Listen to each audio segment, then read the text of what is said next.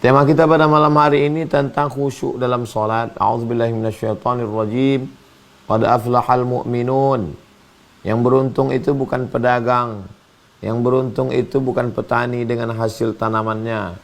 Yang beruntung itu bukan bisnismen dengan hasil bisnisnya. Yang beruntung itu adalah qad aflahal mu'minun, orang yang beriman. Itulah orang beruntung.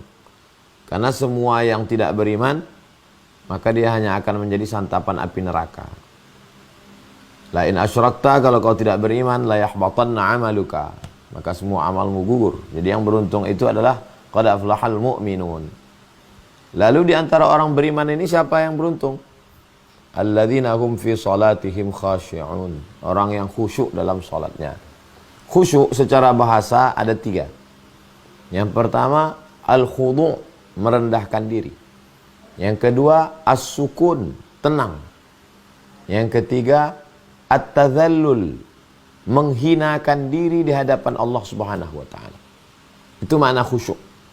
Jadi kalau kita lihat ada seorang, mohon maaf, seorang pembantu di depan tuannya begitu tenang, begitu merendahkan diri, itu namanya khusyuk.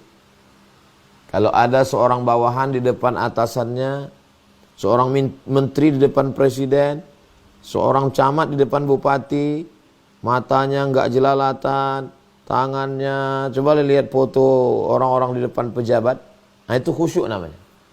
Al-khudu', merendahkan diri. As-sukun, tenang. Beda kalau dia sama temannya, mata jelalatan, ngobrol enggak tentu arah, tangan.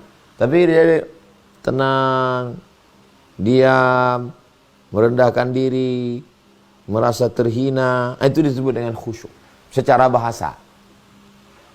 Adapun secara istilah, khusyuk adalah al-khudu' baina yaday rabbi, merendahkan diri di hadapan Allah, bittazallul, dengan merasa diri tidak punya apa-apa, merasa rina, merasa hina, merasa rendah, merasa tak ada kuasa, merasa tak ada daya, merasa tak ada upaya. Akulah makhluk yang paling hina, aku hanya butiran debu di tengah samudera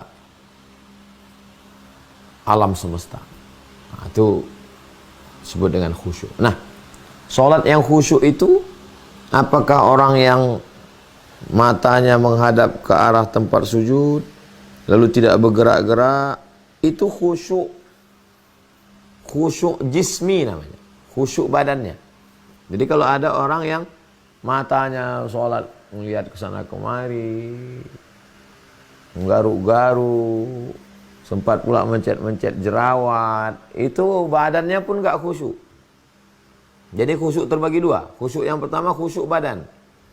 Khusyuk badan itu ya dia mengikuti gerakan sholat, matanya tidak jelalatan, itu khusyuk badan.